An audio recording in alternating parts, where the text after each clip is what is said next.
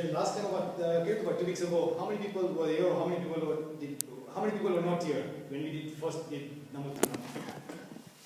It's almost in half the class. So what I'll probably do then, I'll do a quick recap of the first few slides which we did, and then carry on from where we stopped. So.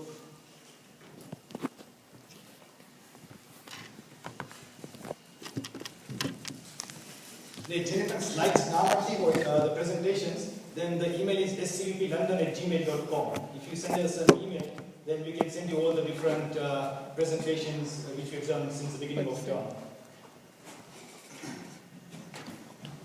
So, Namuthunam, as you can see, there are going to be 10 verses, Namuthunama, and in these 10 verses, what the objective of these 10 verses is that we'll be going on a word-to-word basis to understand the prayer, Namuthunam. Now, this sutra is also known as the Shakra Stava, and in this, what you have to imagine is, if you have an important personality, a president or some film star, can you imagine what we feel, what kind of preparations would be done here? And even if you meet an important personality, how do we feel? Oh, I'm going to be meeting Narendra Modi, Prime Minister. Keeping that at the back of your mind, you have to imagine that Devlokma Indra Maharaj is here, and all the devs have got immense power. So there are different kinds of heavens, first heaven, second heaven, third heaven. But the heavens na leaders in Indra kehvaya. So same hierarchy is here. So from our point of view, even the lowest of lowest Indra would have immense power.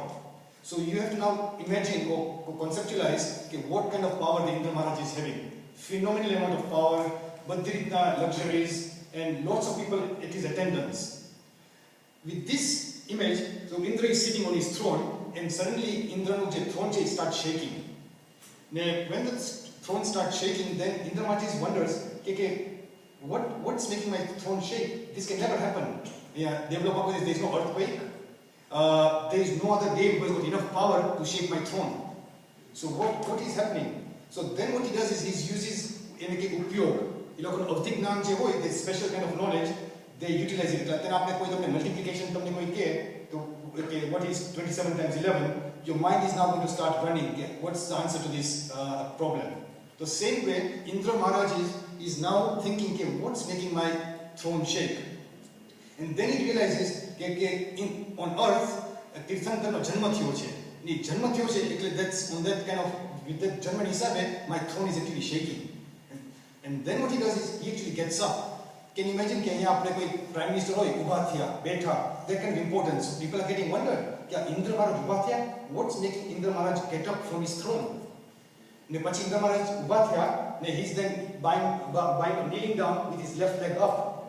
In this, Pachi facing the direction of earth, he is reciting the Namuthunam Sutra. So with this, you can imagine, and that's why when we do the prayers, it's actually the left leg which is up. But when we do the Pratikaman, when Namuthunam comes, we actually have that left leg up and right leg down. So that's a pose which we are trying to emulate like the Indra Maharaj. So the prayer begins with Namuthunam and ends with Vandami, and in between, Akka Namuthunam are there about 35 attributes of Bhagwan which are going to be listed.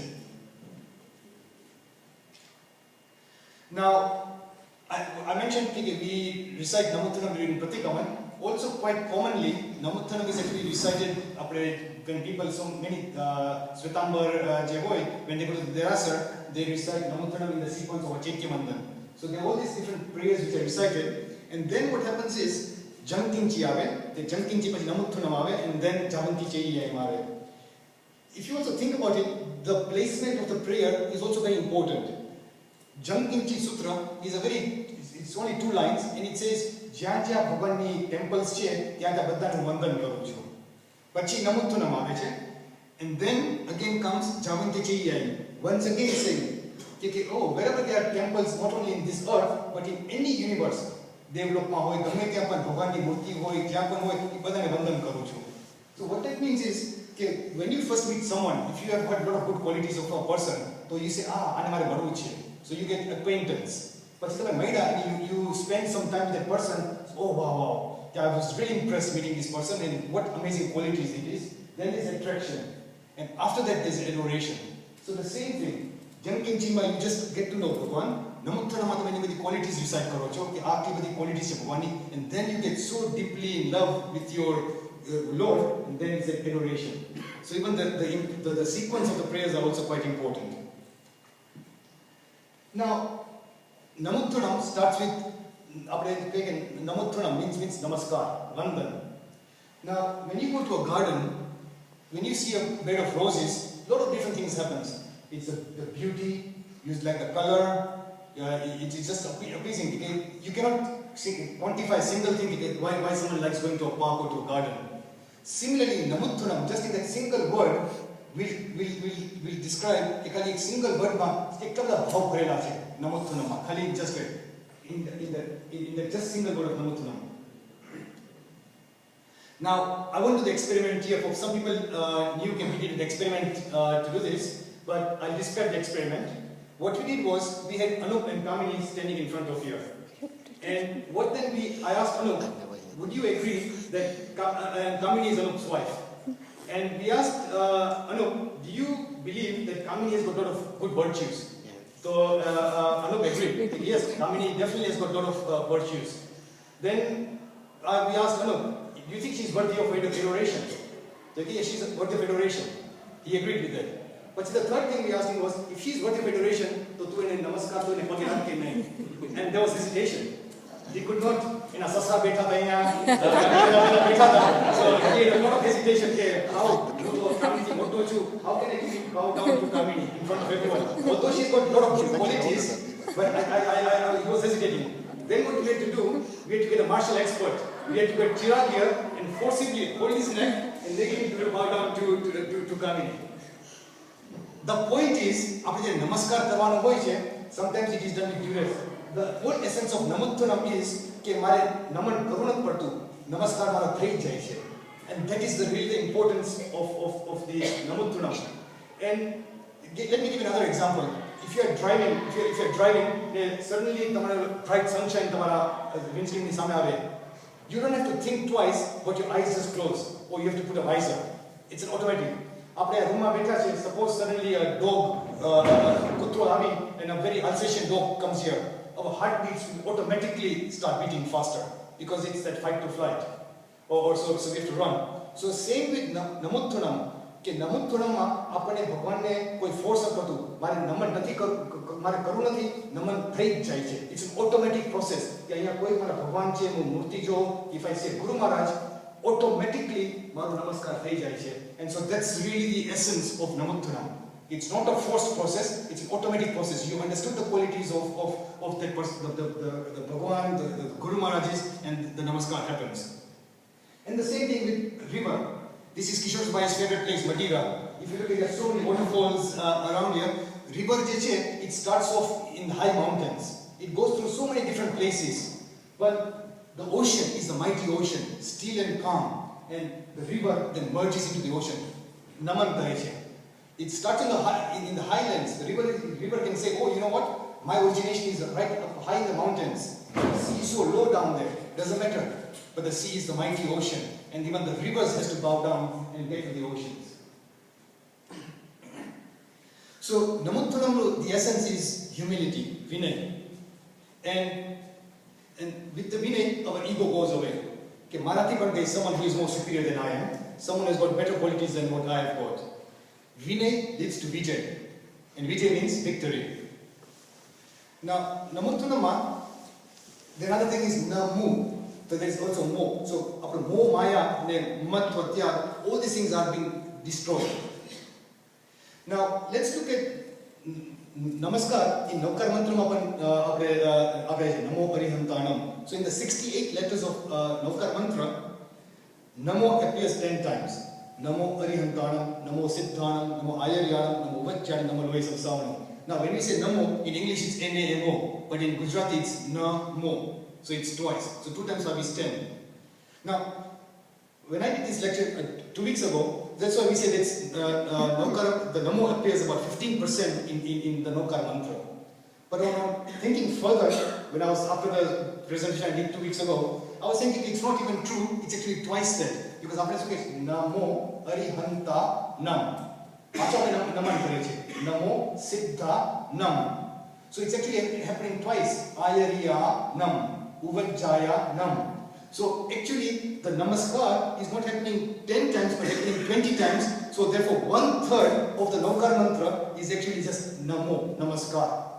Can you imagine just the Namaskar is such an important part of the whole Nokar mantra. Because the Naman is happening 1/3, as you can see, it's about 1/3. So what is happening is that our Bhagwani qualities it's like a surgery. Before the surgery, the sugar levels have to be appropriate. Doctor passe jao to. So in the same way, to recite the virtues of the Lord, our ego levels have to be appropriate. We cannot go with a high mighty horse before the Lord. So Namaskar is very important. Whether it's the Lord, whether it's Guru Maharaj, the Namaskar it's of prime importance. And just to show that just Namutram first word you can talk about Namaskar. Just in the single word of Namutranam. Namutranam is again, you can describe it like a password. All internet accounts require password. The password for Lord's virtues is Namo. In India, there is a password, Namo, Narendra Modi. So, but that's a different one. that's a different one, Namo. Just as a gravitational force pulls everything down, similarly, ego pulls the soul down. So, ego is very, very man, krodh, man, maya, lobh. So, that really pulls the soul very much down. So, you need the feeling of emptiness before adoring the Lord. Usao is rock bottom there.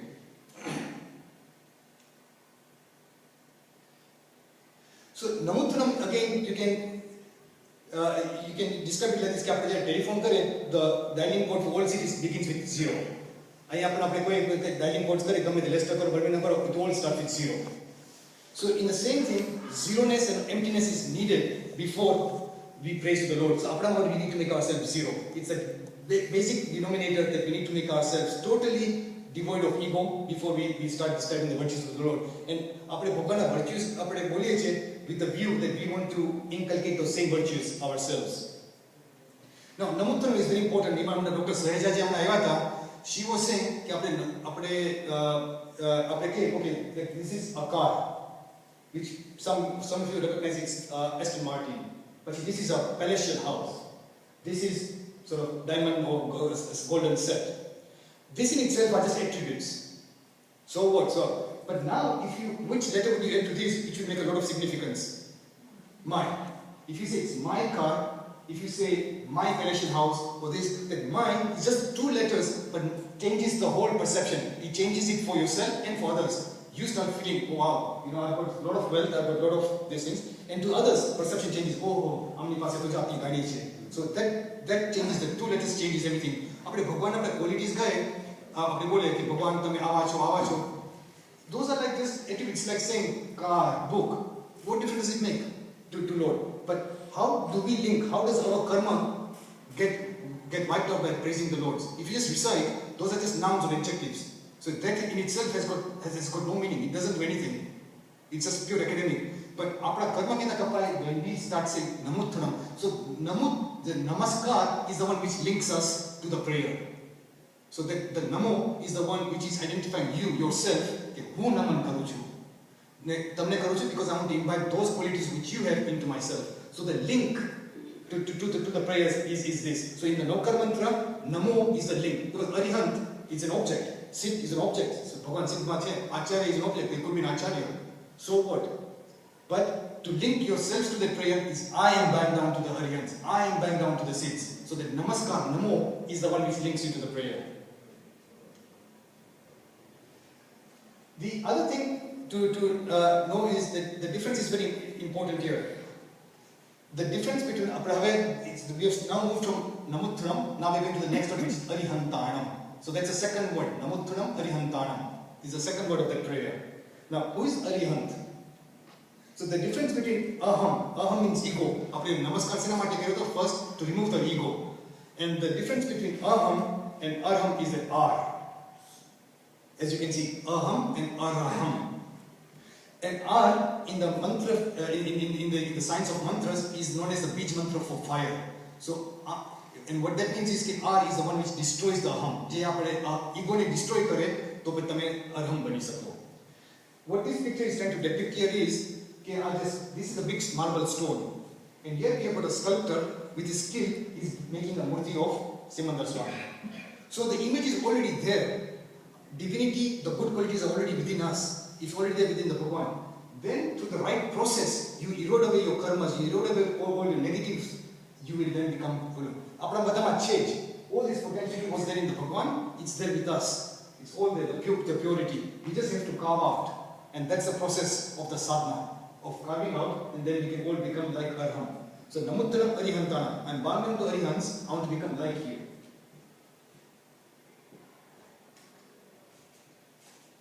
Now, Arihantanam, the root of the word Arihant means if you want to win the war, you lose the battle, the cycle of samsara. Arihants are leaders. They are the ones who have destroyed the karmas, and they are our Tirthankars. Han means to destroy, and destroy means to destroy your inner enemies, kashais, all the negativities. And also grammatically, Arihantanam is a plural word. What that means is, Arihant is not a single person. Arihant means Arihants of the past, Arihants of the present, and Arihants of the future. So that means Arihantanam is a very generic term. We are bowing down to all the Arihants of the past, the present, and the future. Who are Arihants? They are the people who were ragi like us. They had defects like us, and they have now become vitragi. They've got, and what vitragi means, they've got no likes and dislikes. They've moved from an Atma to a Paramatma. From a Danav to a Dev, and from Dev to Devadidev. Now, what we said is the Arihantanams, they destroy the internal enemies. As you can see, there are quite a few enemies which they've destroyed, and once, when I give you the presentation, then you can read through some of what are the kind of enemies which they have destroyed.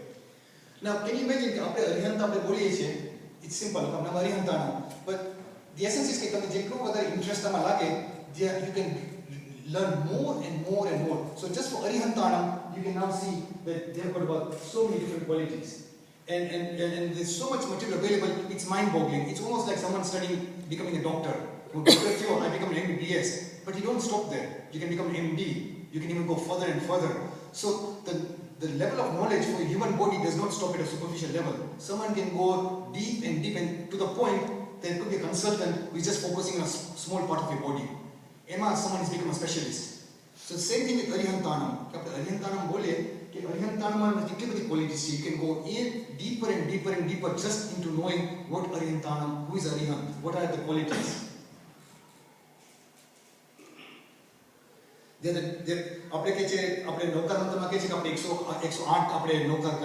So different pads have got different qualities. Arihants have got 12 qualities, Siddhs have got 8 qualities. So what are the 12 qualities of Arihants? So you can see what so you see, this is just cultivating more and more interest of kon apna Arihant Bhagwan kon che apna. Apne Arihant Bhagwan ni speech na 35 qualities che. Jare Arihant Bhagwan jare bolta hoy, tare animals can even understand what they are speaking. They speak in such sweet language. So there are these different kinds of qualities when our Arihant Bhagwans are speaking in jare loka samosaran thei hoy, they bole ina judi jati loka na qualities che of Arihant speech. So that was Arihantanam. So we said Namo Thunam, Arihantanam, Bhagwantanam. Now Bhagwan. So what does the word Bhagwan mean? And when you think about these things, one of the beauty about Jainism is there is not a single answer to this. When you think and when you contemplate, you can come up with so many different meanings. Bhagwantanam. So there is not a single, you can't say, oh, Bhagwantanam no meaning Athyo. There are lots of different meanings you can attribute to this word here. So one of the meanings is Bhag. So Bhagwantanam. And Bhag means Ashwarya, means wealth or prosperity. So someone who has actually attained the prosperity. Bhagwans have destroyed all their karmas and they are now in the moksha, Siddhashilama. So they've got the ultimate prosperity. So one who has achieved Bhag, who has achieved the wealth and the prosperity is a Bhagwan. Now the other word is Bhai. Bhagwantanam. So you can even break the word as Bhai. And someone who has Bhagwant, Ant means end. So someone who has actually ended Bhai, someone who has ended the fear of cycle of birth and death. the fear of all the fears have been ended. Bhagwan has got no fears. બીજો એનો meaning થઈ શકે ભવનો અંત. So ભયનો અંત થયો અને ભવનો પણ અંત થયો, ભવ. And bhav means a cycle of birth and death. That's bhav. Other thing is bhaj. So just khali bhagavantana there are so many different roots you can say. Bhaj, to adore or to honor. Wikipedia gives the definition, Sanskrit definition, saying someone who is possessing fortune or prosperity. Another definition of bhagavantanam is, you can break the word bhagavantanam. Bha, ga, va, a, na. So what does that mean? Bha means bhumi. Pachi gagan. Gagan means sky. Va, vayu. આપણે કહીએ વાયુ એટલે air. આપણે ઘણી વાર વાવાઝોડું આવ્યું, વરસાદ આવ્યો. So the va is the root for wind. Agni. આપણે કહીએ ભગવંતાણમ. The A is extended. So Agni is then Na is near. So all the elements of nature comes into this word Bhagwan.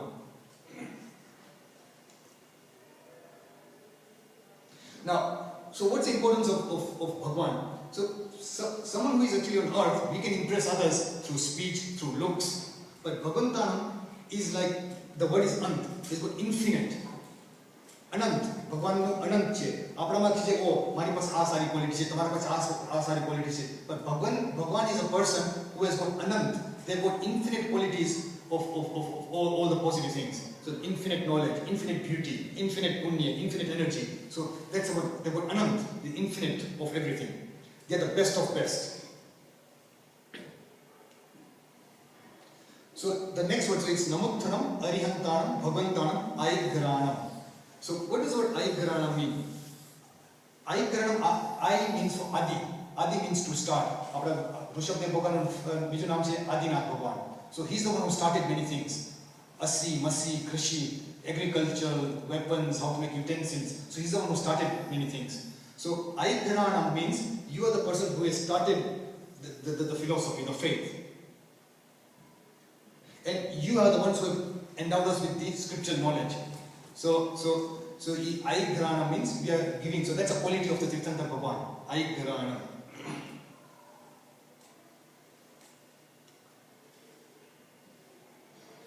This is George Bernard Shaw, and he says in Jainism, God is never a monopoly game.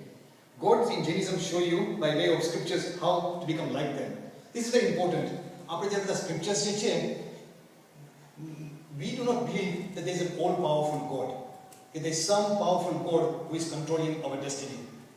And therefore, what they say is, our Tirthankas have become pure, they're going to moksha, and what they achieved, they are willing to bestow onto you. You can get to the same place as what they have achieved. And that's a beauty for our words. There's no monopoly because I have achieved, why should someone else achieve this? There's no selfishness in this. Whatever I have achieved, whatever beauty I am experiencing, I want everyone to experience that. So this is a sort of a nice way to think of a prayer. Your past is my present. Bhagwan no je past hatu, because Bhagwan before he became a Bhagwan, he was like someone like us. So Bhagwan's past is our present. And I pray that your present becomes my future. So you can actually see that three past tense, the timeline of past, present, future is here linking that to God. So now we look at the next word. Namuttanam, Arihantanam, Bhagantanam, Aigaranam, Tithayaranam. So if you look at on the top, I've always given what does the word mean. Tithayaranam means Tirthankars. What does Tirthankars mean? One of the most common definition of Tirthankars is fort makers. Or the people, it's like a bridge. You're on one side of the river bank and you want to go to the other side, and they are the people who can help you to cross the bridge.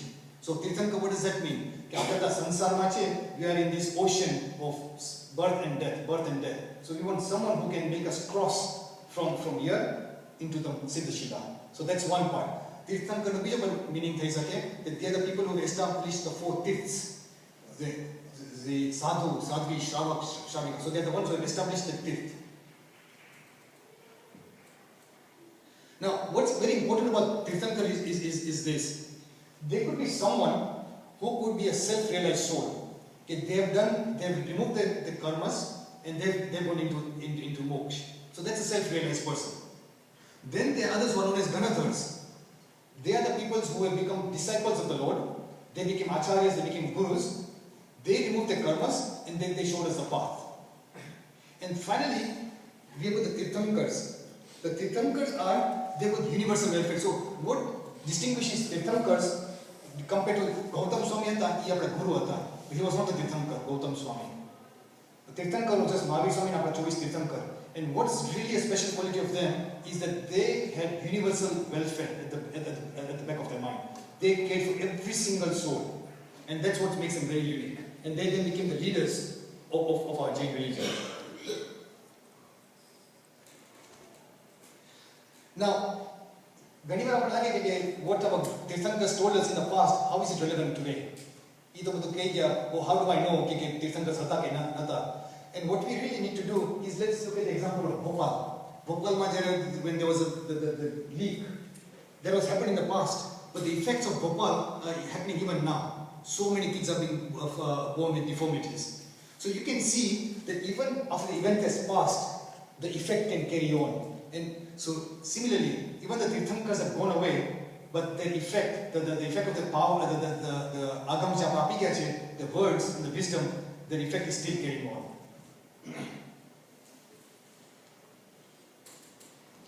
But the next word is Swayam Sambuddhanam.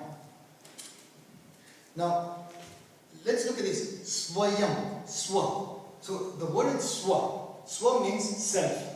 And we can say again, Swa means Swarup. How do I look? Or Swarthi means he's selfish. So all that Swa means to do with yourself. Self. And Sambud, Sam means what? Samyak Nan, Samyak Darshan, Samyak Charitra. So Sam means right. And Bud means Buddhi, intellect. So someone who has managed to get the right intellect by himself. So Tirthankars, they didn't have any teachers for themselves. They are self-realized souls. Bhagwan Mahavirata, what is the purpose of life? So they are the ones who went down to the forest, they contemplated, and then they gave the message to us. So they are self-realized people. We go to Guru Maharajis, they give us directions. But Swayam Sambuddhana means they were self-awakened people. And they've done the process of the sadhana by themselves. In Ajaran Sutra, it says Asutta Muni, Sutta Amuni. So someone who is vigilant or alert or not sleeping is a Muni, and someone who is non-vigilant or careless or sleeping is not a Muni. So sleeping here does not refer to someone like what we say, but it refers to inner discrimination. So in this, there was no one instrumentally motivating the Lord to take Diksha or follow the path of self-realization. They achieved it by themselves. They realized what's the purpose of this. And so it was the inner voice, the inner conviction. So that's another quality of the Bhagavans. Swayam Sambuddhanam. And one of the other beauties of these prayers is, you can almost decode the prayers by yourself. So Swayam Sambuddhanam. So as you go along, you'll realize that with a little bit of your knowledge, you can actually start decoding the prayers and understanding it better.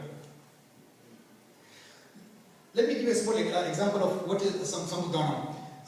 There was once an angry king, and he actually banished all the prisoners to the forest.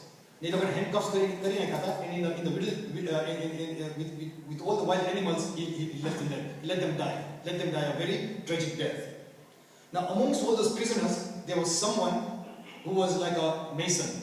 And what he said, handcuffs, why don't I do this? Why don't I go towards a stone? And why don't I then start rubbing it against the stone? And this, my shackles I'll free myself up. So what happens is, the example there is that when he got himself free, he then freed all his other prisoners. So the analogy, what I'm trying to show in this slide here is, the person who knew how to do this is our Tirthankar. They are the ones who realized and understood how to break the karmas. Perfect they are the ones who are preaching to us, not before then. So they achieved it, they destroyed their karmas, and then they were there, they got Kevalkan, and then they presented to us scriptures and agams and like. So that's Swayam Sambuddhanam. So someone who does it by himself and then preaches to others. So now we are coming to the next one, is Purisutta Manam.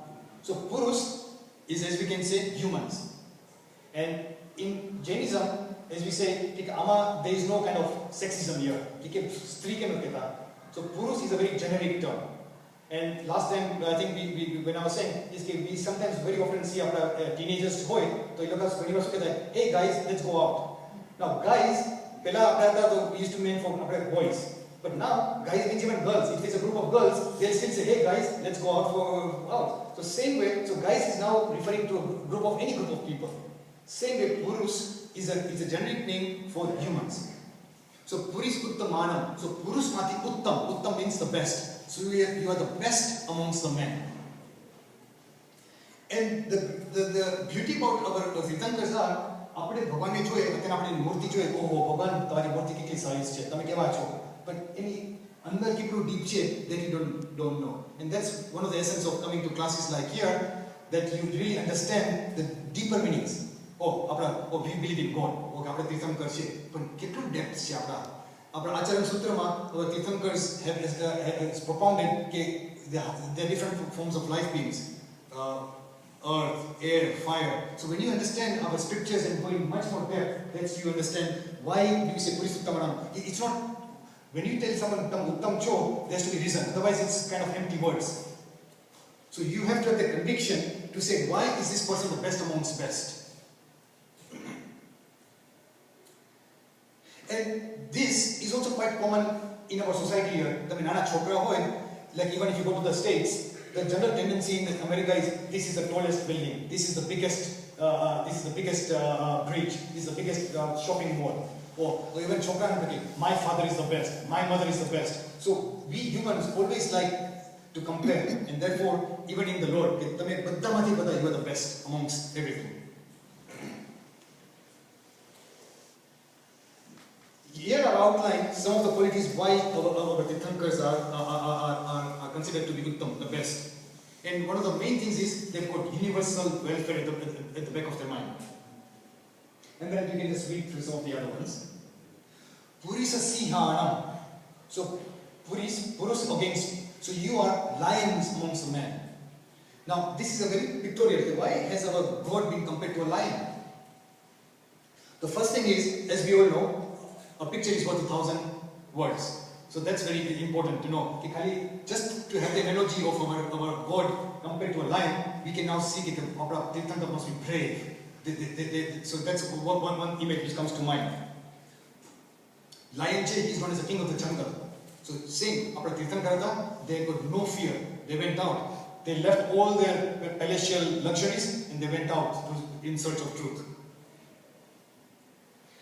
Lion is never afraid of anything. He's the king of the jungle. Same thing, our lords were not afraid of any calamities. Jungle ma je pan thai, I'm willing to bear all problems which come across me. Now there's another reason why our God has been compared to a lion. Let's see, why has our God not been compared to a dog? Apni પાસે હાથમાં stick હોય, stick. Now આપણે જે કૂતરા સામે ફેંકી, if you throw it to a dog, what will that dog do? Will try to go and catch the stick. You have the same stick and you throw that to a lion. What will the lion do? Will the lion go after the stick or will the lion go after you? So the lion will go after you. So what the Tirthankar is, Kutra you can sticks passion. The Bhagwan they went after the root cause. They didn't go for the small petty things here. They went after the root cause. The root cause was our problems karma. I'm the person who created the karmas. I'm going to go and destroy my own karmas. Nothing doing. It's me. I've done this. I'll bear it myself. So they are the lions. They don't go for petty things like sticks. They go for the root cause.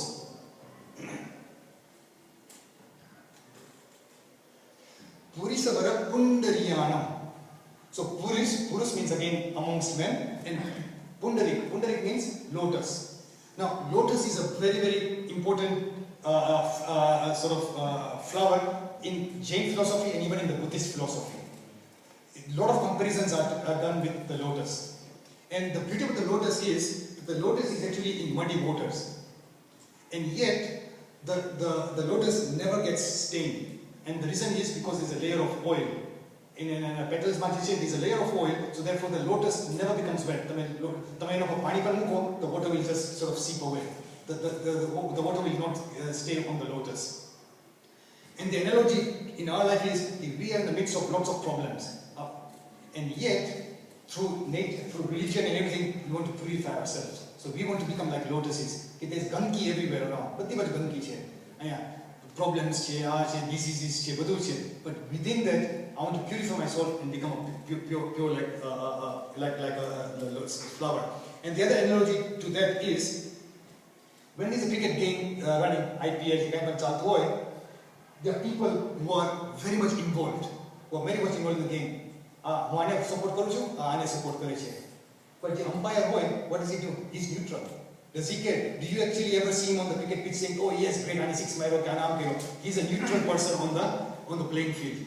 And so therefore, when we say Pundariyana, that's how we want to lead our life. You're just balance. Amene, no ragne, hatred ne. And so that's the balance is kind of one to it's like a comparison. You want to become like that Pundarik flower, you have to maintain the equanimity, samta bhav. It's just like that. Purisavara gandha hathinam. So have so keche have gandha hathinam. Hathi. Ke ne gandha એટલે elephant who actually is sort of got a very good odor. Gandha hathinam.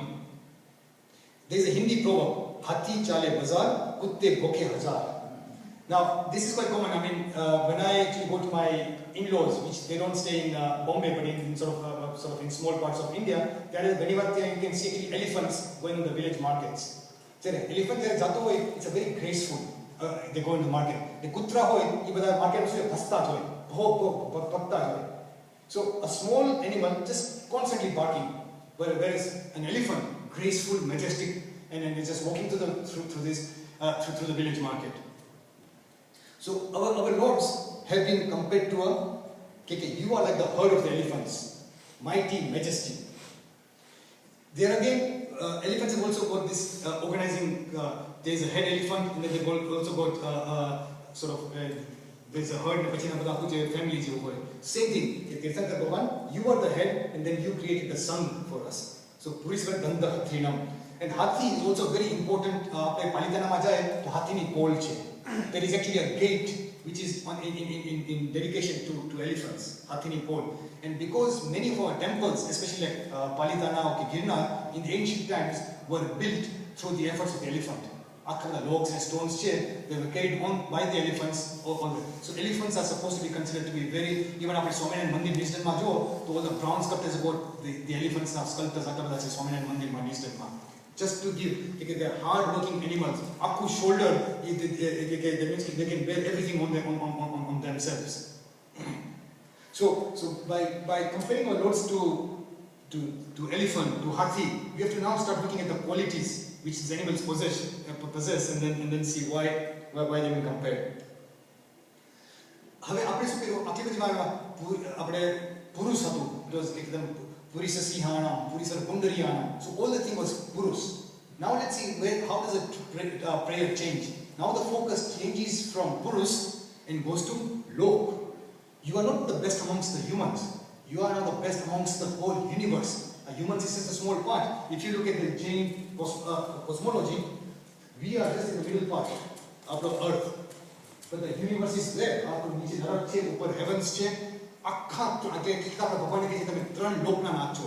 You are the leader of the three lok, the three worlds, the hells, the middle region, and the heavens. So now let's look at how the prayer changes. Lokuttamanam. Pehla suvatu Purisuttamanam. So now it's going from Purus to Lok. You are not the best amongst the Purus, you are now the best in the entire universe. When we have people on earth, people can have different spectrum. Personalities wise. You can have some people who are extremely wild. Recently, if you look at what's happening in Syria, you can't even read the atrocities which the ISIS are committing. You can't even read them in the newspapers. Okay? Humans doing some kind of atrocities to another fellow humans, not even doing it, but you can't even read the newspapers. You just have to follow it because you can't bear to see the pain. So you can have the extreme people on the extreme. Imagine basically you're in a hellish king. But on earth, to have people who are such sort of barbaric activities is just unthinkable. Then you have got some people who are miscreants, calculating. Then there are admirable people who do donations. Then you have got absolute gems. There is a lot of different personalities between humans. But now we are saying, Bhagavan, you are the Loguttamana. You cannot be compared to anyone in this verse. Even Acharya Samay, you are the best. So, who are your favorite personalities? And a lot of people will come up, oh yeah, more people have sort of people, wealthy people, stars, cricket stars, or you can have spiritual guides. And therefore, what we are trying to do is balance the seesaw towards more emphasis towards here and less towards this. Traditionally, kids, they have these people as their idols. He's my idol, I would like to become like him. But slowly, we are now to focus our change to become like here, and then Loguttamana, like our Tirthankars. Loganahanam. Here the key word is Nath. What does Nath mean? Leader. So Tame, you are the leader of the entire three worlds. Akka Tame Nath Cho. Now this is a very interesting story which I am not going to go through here, which is the Shalibhadrani story. In Shalibhadra, because of the punya he accrued in his previous life, in his current life, he had immense wealth coming to him. And father Devlokmati used to send him containers and containers of gold. To that extent that when some people came from Nepal to sell some very, very rich blankets, even the king could not purchase it, and Shalibhadra actually could purchase this. And then what happened, the king inquired, okay, who is this person in my kingdom who can actually afford to buy such precious items which even I can't afford to buy for my own queen? And what Shalibhadra's mother used to do is she used to keep him inside the palatial house. Let him, because he bari jase, to kadach sadhu bani jaito, because his father had become a sadhu. So to prevent that, he says, let him just enjoy the lap of luxuries, so he'll never think about giving this up. So the moment when the Raja, the king, came and wanted to find out, Shalibhadra kon che, now the mother was in a bit of a dilemma. Shalibhadra did not even know that there was a king in his kingdom. He thought that he was the ultimate person, full of luxuries. Mother તો એના સનને બોલાવવા છે શાલીપુત્ર તું નીચે આવ કે કેમ તો કે આપડા અહીંયા રાજા આવ્યા છે કે રાજા એટલે કે હા આપણા દેશના રાજા છે and that's when he got a shock કે I thought I was the ultimate person મારા ઉપર who can be more superior than I am કે મારી પાસે is there a person who is above my head raja and that leader oh there is a person above my head that triggered it off this cannot be possible I want to give everything up. And that's the time when he came down, so that became the trigger point for him to say, jo mari upar jo koi nath hoy, to mana kai jotu nathi. All this wealth is useless. I want to take diksha and I want to become a master of myself. I want to have no one. I cannot bear to have a king above me. So that nath is very important. That's the story of the leader. So hey Bhagwan, ki tame mara nath cho, you are the leader. Now the next one is loga hiyanam. So what's the key word here? He. And he comes from hit. And what does hit mean? Okay, someone, hit no meaning che, who is a benefactor. But Bhagwan che, Tirthankar, they have got feelings not only for our family che, Guru Gautam, he is my disciple, our Tirthankars have benevolence for all life forms. Right from the microscopic beings to the ultimate five sense beings. In fact, there is a story. Did Bhagwan Mahavir ever cry in his life?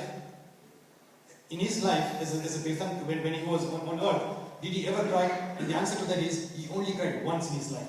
Once and only once. And that was when Sangam Dev, for 6 months, was torturing him.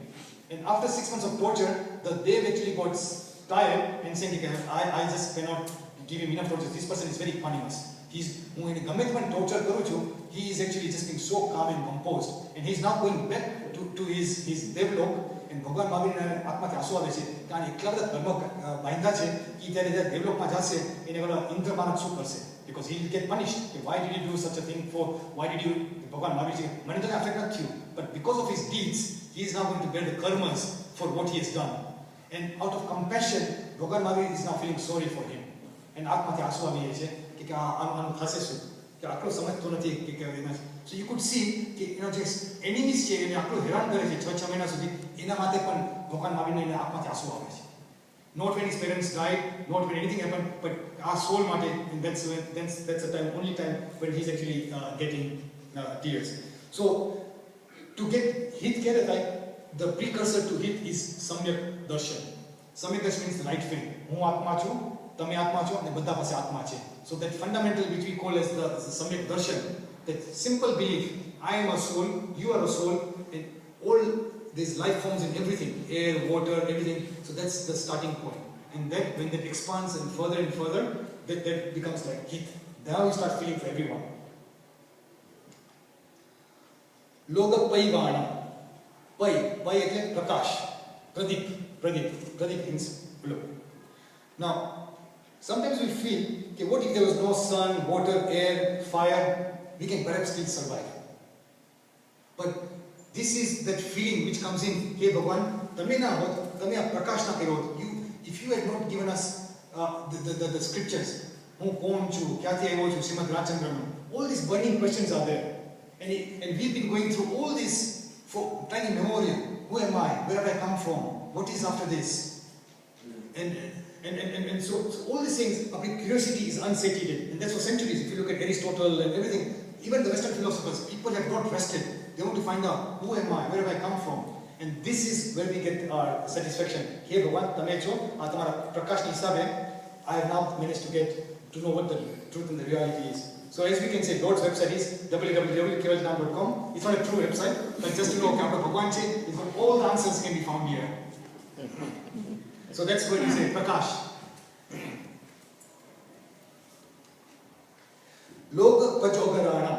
I think after this I'll probably stop. So Pachogaranam. That means you are the ones who are actually illuminators in the whole universe.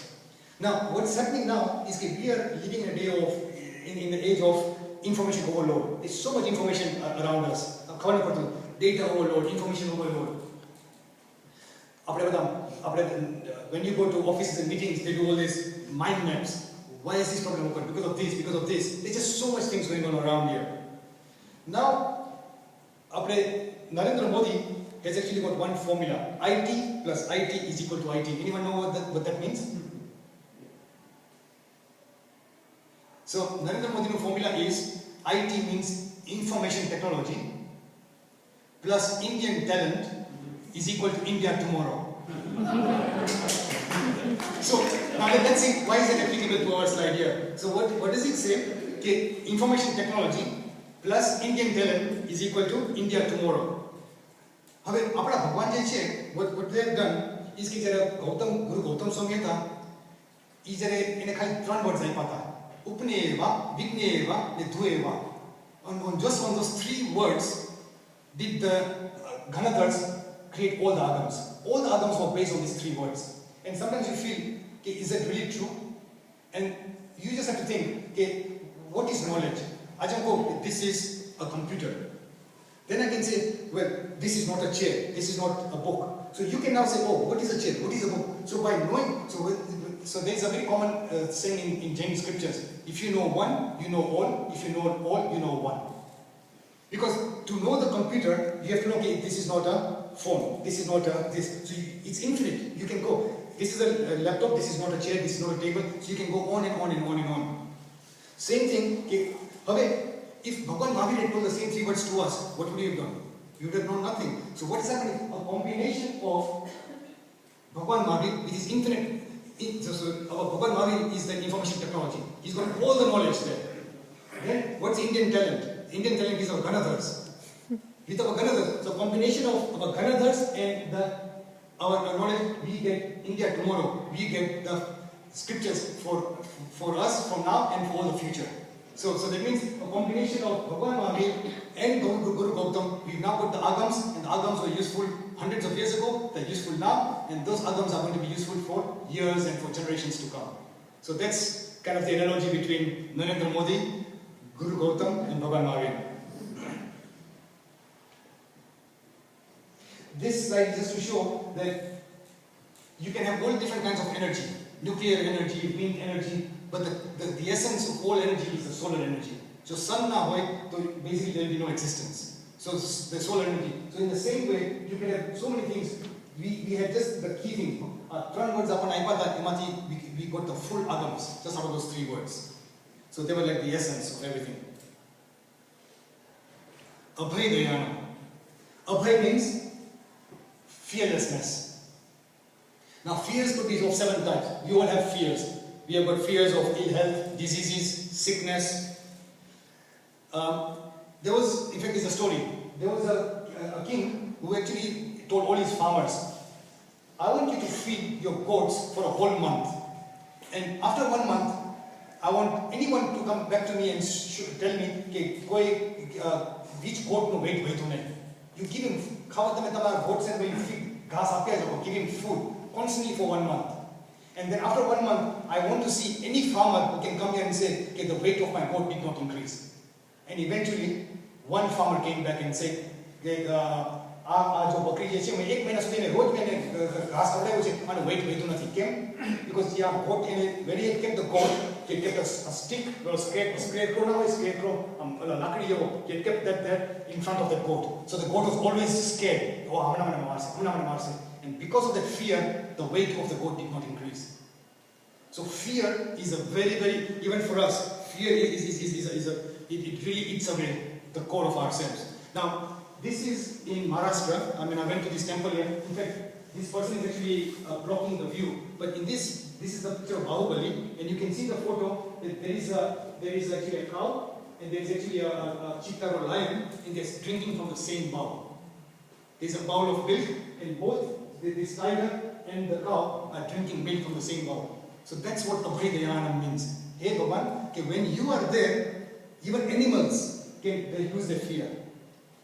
So you are the ones who are destroying, who are imparting the concept of fearlessness. There is just no fear. And how does the Lord make us fearless? Simple concept. If you don't harm others, no powers can harm you. When we went to Virayatan, Acharya Channajiyata, Amar Muni used to quite frequently go to the caves for meditation. There were a lot of wild animals in those caves at that stage. So what conviction would those saints have to go into the caves? And there's only one conviction. I am lion or a snake. It's going to hurt me. Otherwise, this lion or this snake, there's no power in the world that snake is going to hurt me or harm me. It is that conviction. If I've not done any harm to them, even if there's a lion or a snake here, they're not going to do any harm to me. So with that conviction, no one has got any power to do any harm to me. And that makes you fearless. I think I'll probably Sandeep carry on or yeah, if you want. Okay, from that way. Okay.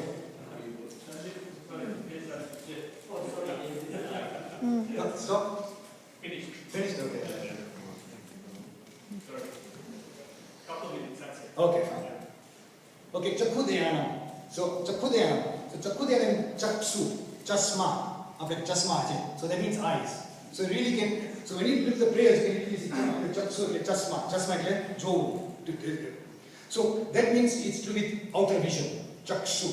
Chaksu Dhyana. So Dhyana means you give. And what are you giving? You're giving me not eyes to see, these eyes, you're giving me inner discrimination. I can now see what are my strengths, what are my weaknesses, how can I improve myself, how when you have the Theravada sect, they've got Preksha meditation. So Preksha, Pra, Iksha. So Pra means intent profoundly, and Iksh means to see or to perceive, not to see but to perceive. So when you perceive something very profoundly, is known as Preksha. So again, the root of the word is Iksh, and you can see Chakshu, same root words. So what we are trying to say is, and this is our beautiful, I'm sure Sandeep will recognize this, Muniswarat Swami in Nairobi. Just in itself says so much. And so there is a very good aphorism. See yourself through yourself. So this is very, when you have someone, you see a lot of the ladies doing the makeups on the train, looking at themselves and doing all these different makeups. So what they're doing is, they're looking at their body. Same. Here you have a person who does not have a mirror, sitting there quietly, but what is he doing? So this person is just focusing the body. Here is an Acharya Maharaj who is focusing or perceiving not only the body but also the soul. So here is a person who is, so that's what the Chakshu Dhyanam, you have to focus not on the body. And when you do this Praksha meditation, it does not just not mean you go into emptiness. You start focusing on the body. I want to relax my body. So you start off with the body and then slowly you go towards your soul, so qualities of the soul. So that's what Chakshu Dhyanam means. You want to focus on your inner discrimination. So I think I'll stop at this stage. Take care. Well, I think 2 weeks ago.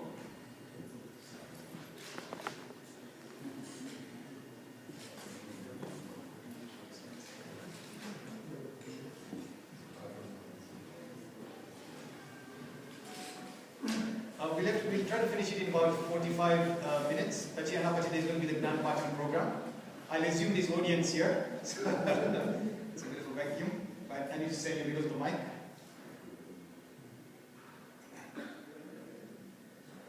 So as we're discussing, Namuthranam essentially is a prayer of all the Lord's virtues. So essentially what we've gone through is almost like adjectives or adverbs describing who our Tirthankars are. So we stopped at Chakshu Dhyanam, and just to summarize where we last stopped, Chakshu Dhyanam essentially means, Chakshu means chashma. So chashma means eyes, to see. So essentially what you are trying to describe is that the Lord, they give us inner discrimination. So eyes is fine, but we have to use our physical eyes to do something good things. So let's use our eyes to read good books, not to misuse our eyes. But on the other side, from a soul's perspective, the idea is to use our inner discrimination, what is called wisdom. And once when you use that properly, then that will sort of take us forward. The kind of picture sort of at the bottom shows that when anyone meditates, essentially they're closing their eyes.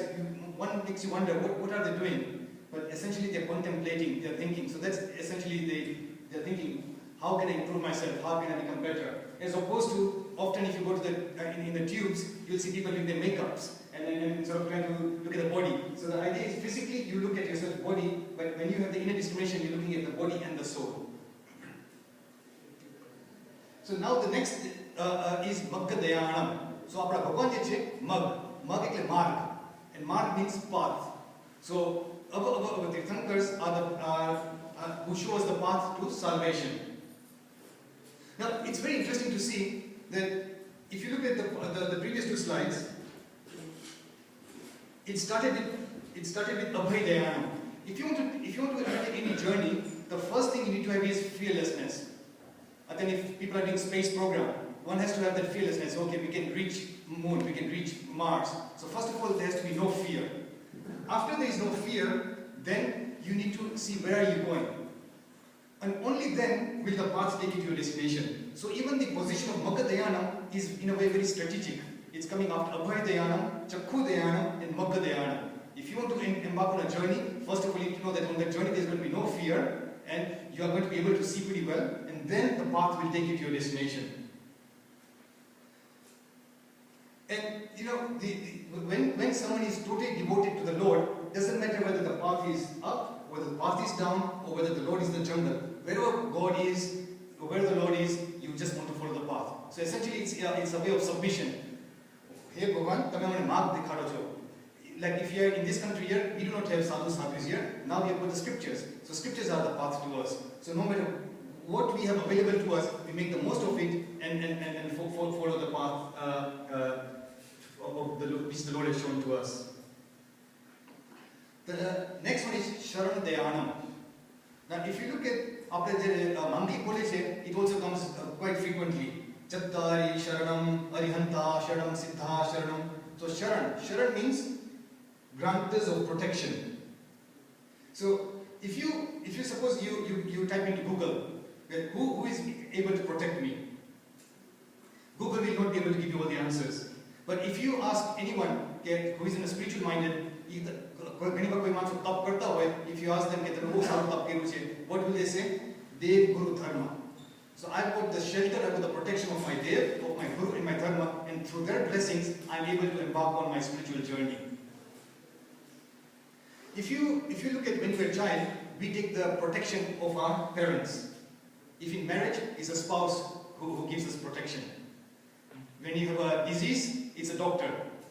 In in any disputes, if you go to the court of law, you'll have a lawyer. But essentially in the spiritual journey, it's the Lord's words, the scriptures, the agams, the gurus. And that becomes very important for us on a spiritual journey. So that's Sharana Dayana. Now, it's very interesting. This lady, in the olden days, they take all the seeds and then they make flour out of it. Now let's imagine there are all these small seeds. What happens when they get between the two slabs of stones? They get crushed. But if there are a few of those seeds which actually land on the handle, and if they are on the top, no matter if the lady is just going to be turning the spindle round and round, but those seeds which are right on the top, they're not going to get crushed. They just keep on moving. So essentially what happens is in the sansar, in this sansara chakarma, most of us are getting crushed with all this ego, with all the kashais, with everything else. If you take the shelter of the Lord, then you're right on the top. And no matter how much you're being turned around, you're going to be protected. So that's giving an analogy that I don't want to be crushed in these worldly allurements. If I get the Sharan, the protection of the Lord, if I'm a seed, if I can get on the spindle, and even no matter how much the lady turns, I'm going to be protected. I won't get crushed. Even if you look at this nice CD by Hey Ram, Tu Hi Mata, Tu Hi Pita, Tu Hi Radha, Tu Hi Shyam. So Bhagavan ne evi kind of devotion che, you are my father, you are my mother, you are everything to me. And that's kind of the devotion which we have for the Lord.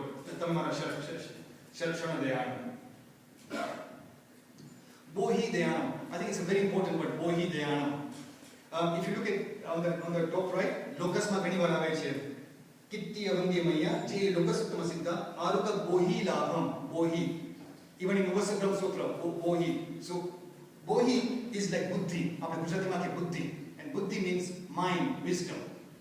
So, Bhagavan ne je apna je Tirthankars che, they are the ones, and in a very broader sense, Bohi means a seed of right faith. What we call the Samyaktva. So that's essentially what's the Bodhi. The firm determination to be on the path shown by the Jinas. So if you have the Samyak Darshan, which is like the right faith, then with the right knowledge, you can then follow the right conduct. The Raja Kumarpal, apne aarti kare che Raja aarti utai Raja Kumarpal, it's written in the scriptures that he said that if I had the choice between two things, the sovereignty of the entire universe at the expense of a religion, or being a pauper, but with a devotion deep down in my heart, which one would I choose? And obviously the answer was, I'm willing to give up my sovereignty, but I don't want to lose your shelter. Bodhidhyana is so important that if you go to India and if you go to any of these sadhus, sadhvis, or any spiritual leaders, if you bow down to them, what are the blessings they're going to give you? They're going to say, okay, Sukhi Thao, Yedamata, Dharmala. So that's the kind of the blessings which any of the spiritual leaders will give you. So Dharmala. And Dharmala essentially means, okay, no matter who you are, where you are, I'm now giving you the blessings that may you get dharma, may you get religion, may you get the sort of right faith, and then progress on your path. So the Bohi is very, very essential. It's very important that essentially, and this cannot come through someone else. It has to be sort of you cannot tell your child or children by encouraging them that seeds are going to be sown by themselves. If you look at a marriage is a union of two souls. Whereas in Bodhidhyana, it's me, my soul. That essentially it's a very simple concept. When people say, what is Samyaktva? What is the right faith? In the most simplest form, it's a recognition that who am I? Ko hum. I am not the body, but the soul. And we all sort of say that over here, it's kind of lip service. But to really and genuinely understand that, and to have that firm determination during our ups and downs of life, maybe we become sick, or maybe we become very successful, but to have that constant that, yes, I am the soul, and not the body, that essentially is the key, the key part to this. So in a marriage, there's a union of two souls. But in Bodhidhyana, when you have this right faith, essentially it's me, my soul. And then there's music. I mean, that was very nice. I was looking internet, me, my soul, and jazz. So once when you are totally immersed in your soul, then there's music all around. You are, Guru Maharaj Mast, he's in his own world. So when people are really engrossed in their true Atma, you can see people meditating for hours and hours. It makes you wonder, what are they meditating on? How can someone meditate for so long? And that essentially is the divine romance. So the Bohi Dhyanam is really the key. Dhamma Dhyanam. कि आपका प्रभु जैसे धर्म Dhyanam. Now if you go to an optician can give you spectacles, but he cannot make you read.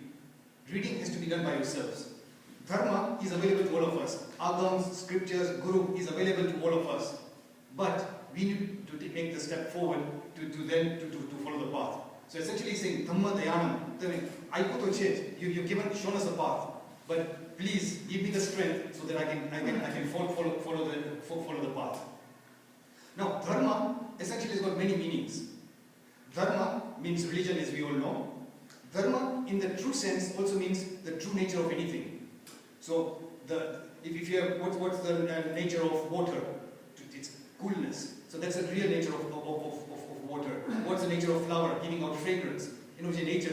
So the true nature of any substance is known as dharma. And from a different perspective, from a metaphysical point of view, dharmastikaya. So I don't know if some of you have done the foundation course, you must have come across that there are 6 essential realities what Jainism believes, and dharmastikaya is one of them, which is the auxiliary cause of motion. I won't get into the detail here, but that's another meaning of dharma. Dhamma Desayanam. So Dhamma is dharma, and Deshna. Deshna means preaching. So you are the ones who is preaching the religion to us. So when Bhagwan actually attains Keval Gnan, that's the only time he starts preaching. Bhagwan Mahavir, when he took Diksha, for 12.5 years, he did not preach. He kept mostly silence. He had no right to preach to others. Only at the time when he got Keval Gnan, when he then knew that now I've got ultimate knowledge, that's the first time he started preaching. Until then, he was totally silent. And then he meditating for 12.5 years. So here is a nice picture of a Samosaran. So what we believe is, once when Bhagwan gets Keval Gnan, then Devs and Devi, wherever he goes, they create this magical kind of platform for the Lord to preach. And what we believe in the scriptures, that the Lord faces a certain direction, and through the power of the Dev, they create different images in the 4 other directions. So if Bhagwan Mahavir is standing, sitting and facing this crowd here, there will be another Bhagwan Mahavir kind of a picture on this side, on this back side, and on the right side. So there will be 4 images of Bhagwan, and he's then preaching. So if people are sitting all around, and that's very easy for us to believe from a scientific point of view. I mean, right now someone is giving a talk right now, and you can have a projection in different places. If someone's here, we know that this lecture could be through YouTube or through Skype, anything could be projected elsewhere. So that is still possible at that time. That Bhagwan is sitting in one direction, and he's sitting under a shok tree, and then angels, animals, and everyone's coming to listen to his preaching. So when we have the words of the Lord, which are now into the scriptures, to us that's the greatest antivirus. After Dr. Pass jaye, to ek virus nahi chahiye. What we need an antivirus. After software we need an antivirus. So the words of the Lord can be considered as to be antivirus. There's so much pitfalls we have in our life, but if we now start getting the right message from the Lord, they're inspiring to us. It's like the software for us. This is human hardware. But what motivates us in life? We need the software, we need the words of the Lord, which are right now in the scriptures. Or if you're in India, the words of the Gurus. And that's the words which you have to follow. Dharma Deshayana. Dhamma Nayak Ganam. So as we know, we have got Narendra Modi here, and he says, an able leader is a stable government. Dhamma Nayak Ganam. So Dhamma Nayak Ganam. So Naya means Nath. And we saw in the previous slides that Nath means leader. So you are the leader who is preaching us the religion to us. And what does that mean? That, oh Lord, I have now got faith in you. Until now, there was a lot of confusion. Who am I? Why am I here? What's my position in the universe? What's going to happen to me after this? Where did I come from? All these questions in our mind. But after listening to your words, now my soul has become stable. Until now, I used to feel sort of uneasy. What's going on? These are the kind of questions which have been, the humanity has been thinking about this for years and years. But now, you feel very stable. Now I understand who am I. I believe in reincarnation. I believe in soul. I believe in life after death. I believe in karma. Why are things happening to me? And so all these things makes your soul very stable. Then you have got the right sense to imagine how you move forward, and then your soul moves towards salvation. So essentially we are trying to say, hey Bhagwan, I've got the right leader. If I've not got the right leader, I've got nothing to worry about. So just in the political world, you have got a right, able leader, then you've got a stable government. In the same way, spiritually, I have now got you as a Lord. And that's why I say, Uvasakrama, Bhave Bhave Tamar Sharan Mare, Bhave Bhave Pasavina Chanda. All what I'm praying for is that every single birth I want to have your shelter. And that's what we say in Uvasakram Stotra.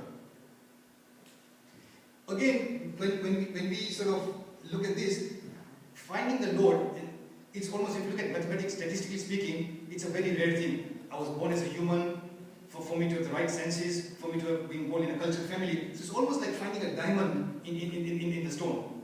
That for you to have the conviction that I've really now found the right faith, and then having a strong conviction in it.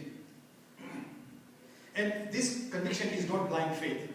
And that's very important here. The religion is very open to say, do not take the word for it. Read other scriptures. Read everything else. If you want to do comparative religions, I mean, for my studies, we have to do comparative religions. Learn about other faiths, and then you make up your independent decision. Don't just take it through. Those are the words of even Lord Mahavir. That do not take my word for it. Experience truth for yourself. Dhammasara hinam. So dhamma means, again, so it's common. Dharma. Sarthi. What's a sarthi? So when you have a horse and you've got a chariot, so the person who is actually directing the horse is known as a sarthi. So you are like, in the path of religion, you are like my sarthi. You are the person who is taking to the path. Suppose I'm on a chariot here. And if you look at the chariot, then what you have is one of the reins. So in a different way you can look at it, that the reins control the horses. And what you want to do spiritually, you want to control your karmas. So there's ashra and sambar. You want to stop the karmas coming in. So those are the reins. But on the other hand, if you actually let loose, then the horse is going to go forward. So you also want to move forward spiritually. And how do you move spiritually? It's nijara. Whatever karmas you have done so far, you want to get rid of those karmas. So this depiction, in our Nav Tattva, 3 of them are already depicted over here. That you want to control your karmas, those are the reins of the horses. That stop ashram and samvar. Stop the karmas, stop the inflow of the karmas coming in, and then remove. And whatever karmas we have done, that cannot be undone. So how can I get rid of those karmas? Through nirjara. So what we are saying is that one, if someone has got a very deep devotion, you will find ways. So from whatever reason. So for example, we are very fortunate here. If you look at the people who came here in 1960s and 70s, religion was quite scarce. People had to start eating to meat. It was a question of survival. We are so fortunate here, after about 30, 40 years of sort of Asians in this country here, we now have a religion. And it's very widespread. I'm sure as you realize that when you were growing up, it was more difficult, but for your children, it's much more easier now, the words of the religion. So, in a way, it also shows that when Bhagwan Mahavir went to the forest, he went to Chanda Kaushik, and Chanda Kaushik was a poisonous snake, and we know the story of Chanda Kaushik. What happened? Bhagwan Mahavir actually went to the forest and told Chanda Kaushik, Buj, Buj, Buj, which means wake up, wake up, wake up, get rid of your anger. So which shows that if someone, when you want religion, Bhagwan Tamari paase aavse. Even if you don't, the snake did not have to go to Lord Mahavir, okay, please redeem me, I'm a snake, how can I get rid of my karma, how can I, Bhagwan Mahavir came to Chanda Kaushik. So tomara karma ocha thase, you start making your efforts towards the path of religion, circumstances and environment and nature will help you to move towards the path of religion. That's a conviction which a lot of people have.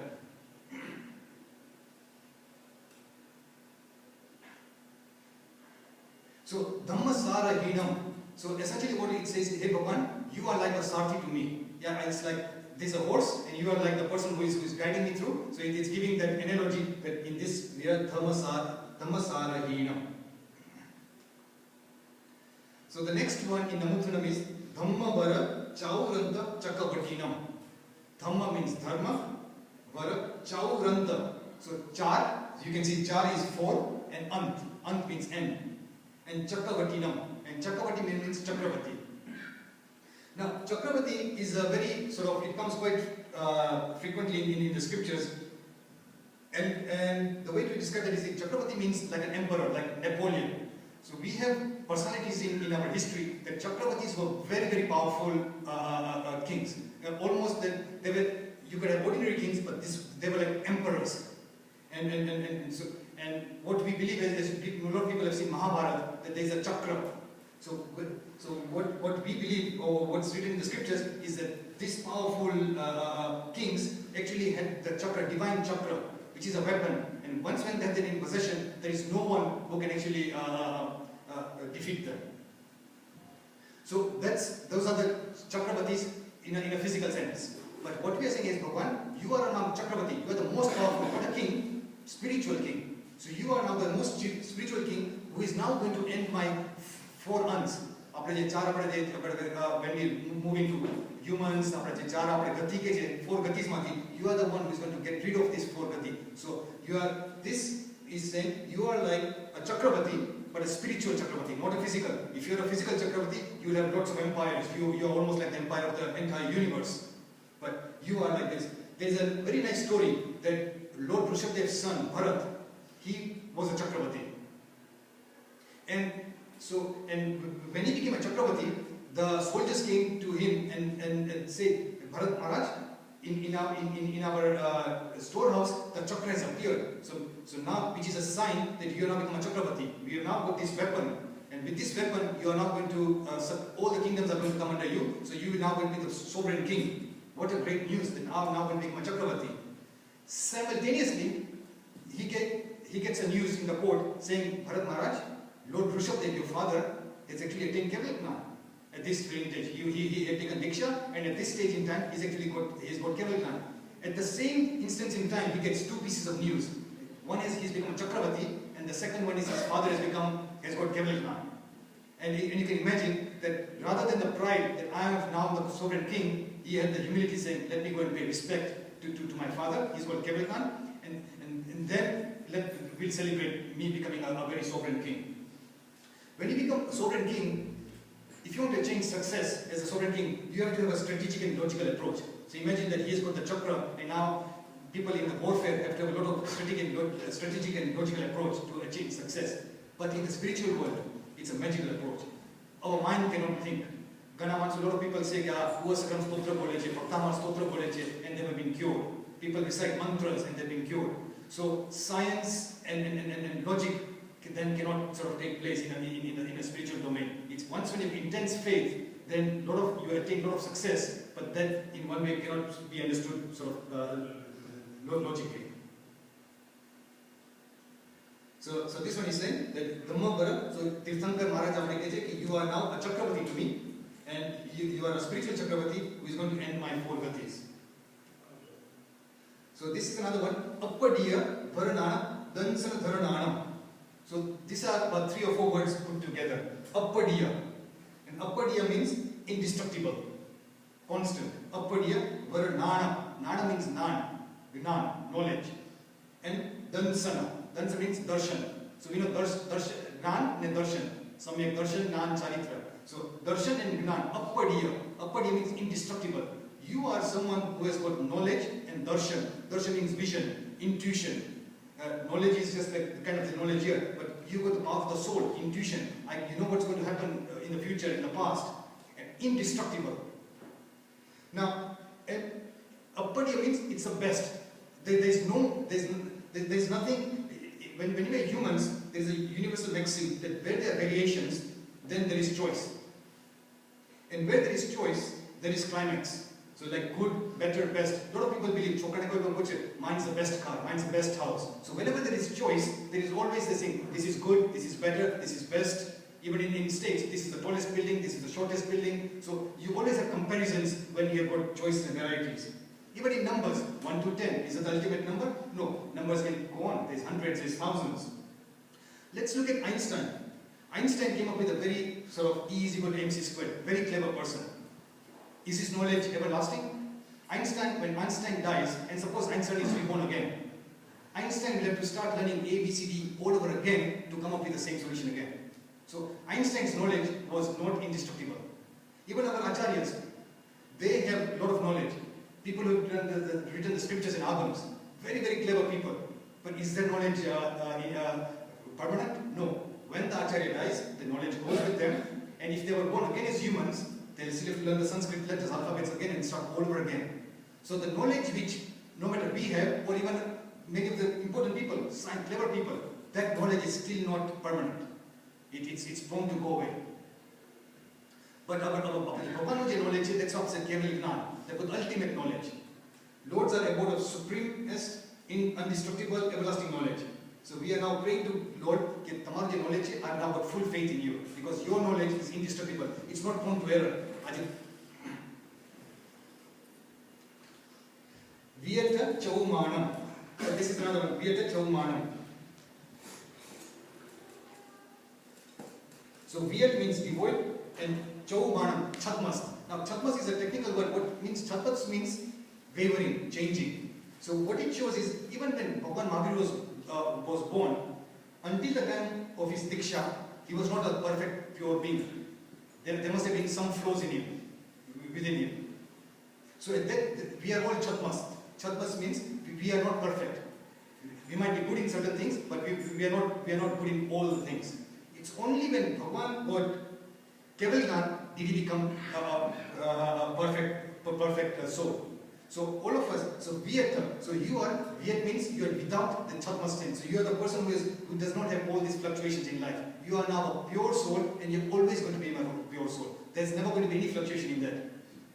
And this is a very important part because Hindu philosophy, Bhagavan avatar kero, Arthma, avatar. Jains don't believe in avatar. There's a lot of bad things happening in the universe right now. The universe is there's a lot of destruction, and now God's going to be born here. No. What we believe is, if a God has gone into Sikshila, is a pure soul, how can something which is totally pure get tainted? What would make the Lord come down on earth?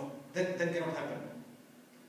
Yes, our Dev Devi, they are still not perfect souls. Dev Devi still come to earth. But our pure souls who are in Sikshila, they cannot come back down to earth. So what we say, Viyata Chaumanam. So Viyat means you are without Chatmas state. You don't have any fluctuations. You are now a pure soul. And that's why we keep paying obeisance to you. Jinnanam Jabayanam, Tinnanam Darayanam, Buddhanam Mohayanam, Muttanam Bhoganam. This is a very, very beautiful analogy. The first one is Jinnanam Jabayanam. Jit. So Jin means Jit. Jit means victor. You became victorious yourself. And very important, so that's the first one. Jinnanam Javayanam. Which means you became a victor, but you are also now going to make me victorious. Tinnanam Darayanam. You swam across the sun. You went through all your births of cycles and you had all these cycles. You went through all the 4 gatis.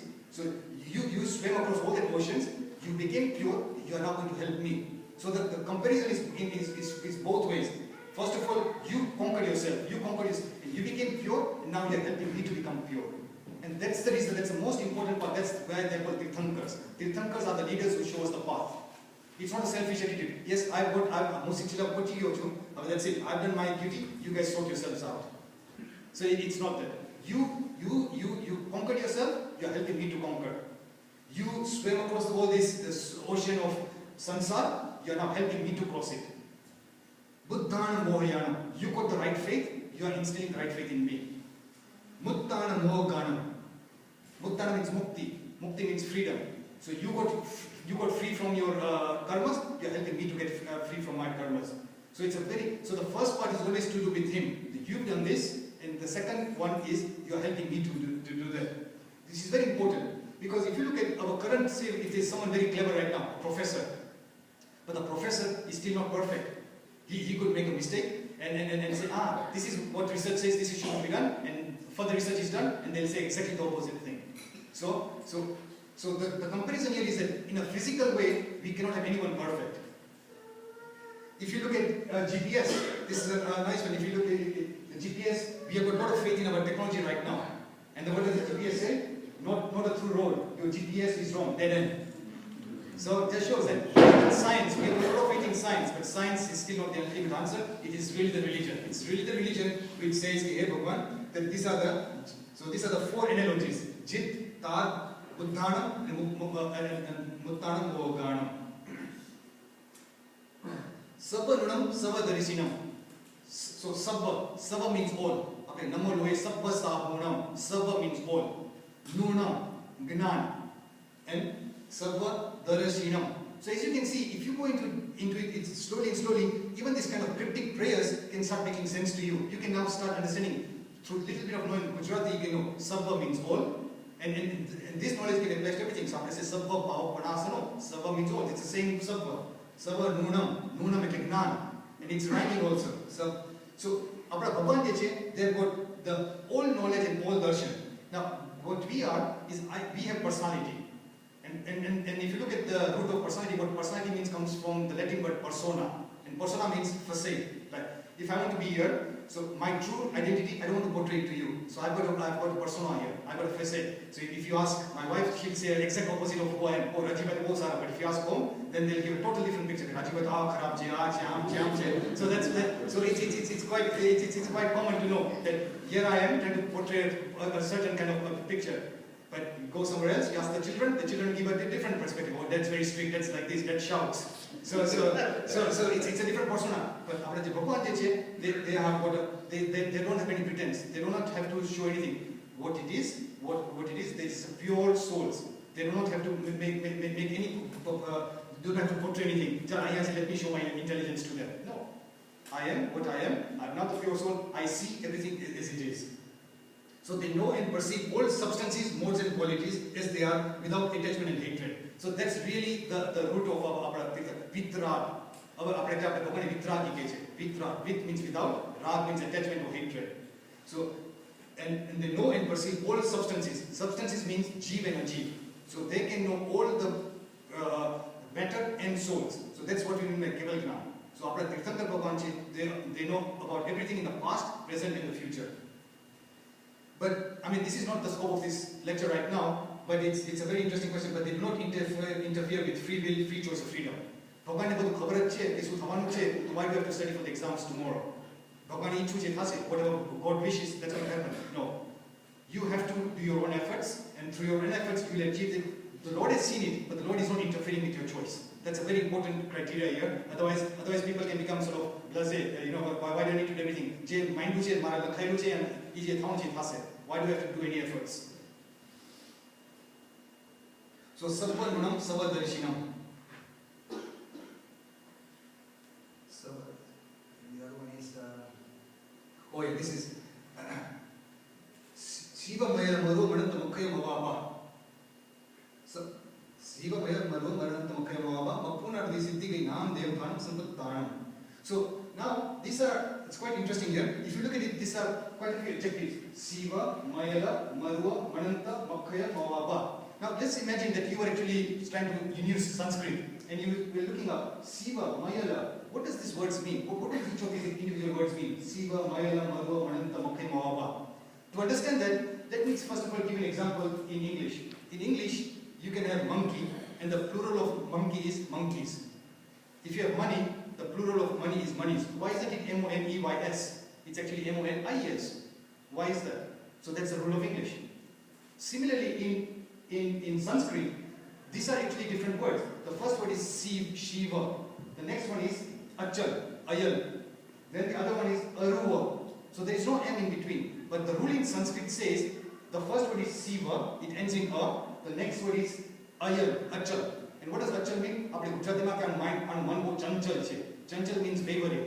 So exactly opposite of chanchal means achal. Achal means stable. So in Gujarati, he's a very chanchal. Chanchal means he cannot make his mind. He's wavering. So that's chanchal. And the opposite of chanchal means achal. So achal. So the words are Siva, achal. So here got Siva and achal. Ends in A and begins with A. And because of the ruling in Sanskrit, it says you've got something ending in A, beginning with A, remove the A and join it with Ma. So Siva, Mayala. Again the next one. So the second one is Achal and then Aruva. So again it ends in A and begins with Aruva. Again A and A, remove the A and it says Siva, Mayala, Maruva. So that's where the M comes in. So M is the joining word in all of them. Siva, Mayala, Maruva. The other one is Maruva and Anant. So Aruva and Anant. And because both of them, one ends in A and beginning with A, then the joining word is ma. So again, you can see Siva, Mayala, Marva, Mananta, Akhaya. So the actual word is Akhar. So you can see the actual words are Sivam, Ayalam, Aruvam, Ananta, Akhai, Avava, Apunaragiti. All of them, so the first ends in A, the other one begins in A, and therefore the joining word is Ma. So what does it mean? Siva. So if someone says, can you please describe what is heaven? What is, how is Sitchila? Suppose if you type it in Google, or people who have got Apple phone, and if you type it in Siri, Siri, can you please tell me, can you describe heaven? Obviously Siri is not going to give you the answer. But if you ask from a scriptural point of view, there are 7 adjectives which they are given for what is Sitchila like. Siva. Shiva means, Siva means free from calamities, constant health. It's no karma. It's absolutely Shiva. It is totally peaceful. So Shiva, Achal. Achal means instability. So there is no instability in Sitchila. Everything is just pure. Aruvam. Aru means aroga. Rog means disease. And arog means no disease. So in heaven there is arujam. Arujam means no body, no diseases. Then Anant.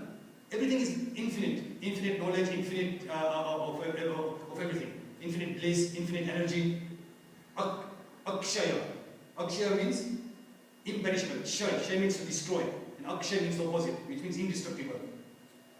Avyabad, free from problems. A point of no return. That's a very important one. So Avyabad means a point of no return. Once when you go to Sitchila, you don't come back. It's a point of no return. So it's free from problems, free from disturbance, and Apunaragati. So these are the 7 adjectives given, and it was interesting to know that sometimes if you were like studying this prayer, you can know that why is it Siva. Because otherwise if you went into the Sanskrit dictionary, you'd not find a word which is Maya, Maruva, Mananta. So there is no words like that. M is the joining between all these different adjectives. And the reason is because of that. And again, if you start wondering why is that, again in English, there are again different rules which are given. Namo Jinam Jiya Bhayanam. This is now coming towards the end of the prayer now. After praising the Lord with all these different adjectives, now we are saying Namo Jinanam, I'm bowing down to you, Jiya Bhayanam. You fear, where does fear? Fear is always in the 4 gatis. But when you're in the Lord's shelter, then you are fearless. So we are bowing down to someone who is now become fearless. And sometimes Sadhgurus used to say that sometimes we have fears of different things. And Kali Aj Kai Boladi, Namo Jinanam Jiya Bhayanam, this in itself becomes a mantra. That's what Sadhguru is saying. That we have got fear of exams, fear of diseases, fear of anything. And once when you've got any fear, just reciting Namo Jinanam Jiya Bhayanam, this in itself becomes a mantra for you to overcome your fear.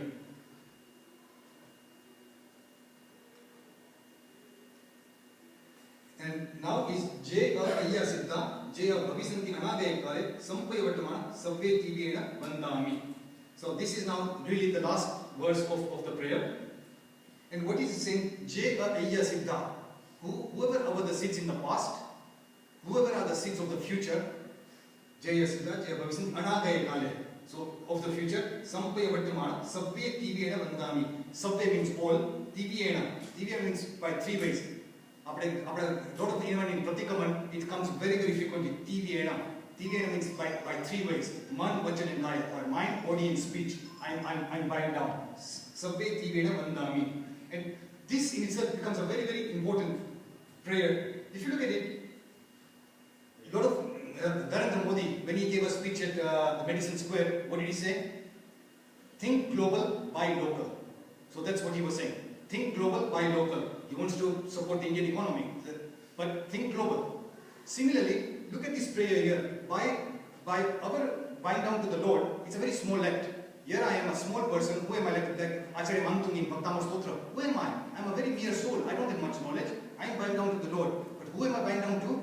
The Lords of the past, of the future. All the seeds of the past, of the future. What a great vision. Jayapalpada Siddha, Pastma Thayya, all the Siddha souls of the future. All of them, I am now bowing down to you. So this in itself, if you project yourself, here I am a very small person, in a very small sort of point of time, but yet projecting to all the souls of the past and for the future. And that in itself makes it such a grand kind of thing that with this little bit of obeisance, here I am and I'm bowing down to you with such humility. So I think that's the end of Namutranam finally. So as you said, as Albert Einstein said, if you can't explain it simply, you don't understand it well enough. So I hope you all understood Namutranam.